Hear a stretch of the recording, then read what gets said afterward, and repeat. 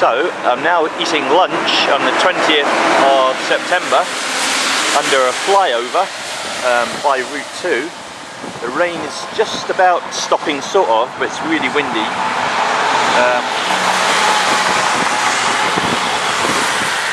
There's the flyover. There's the cloud up there.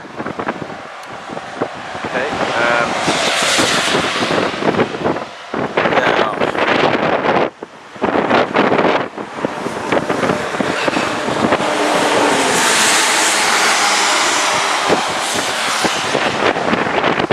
Yay!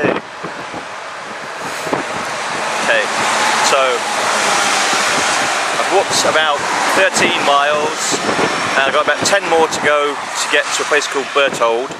So hopefully in about 4 hours time I should reach my destination for the day. As you see, my hair's a bit wet, it's a bit windy.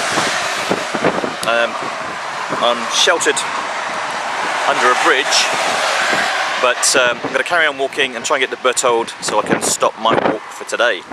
So, saying goodbye for now and see you later.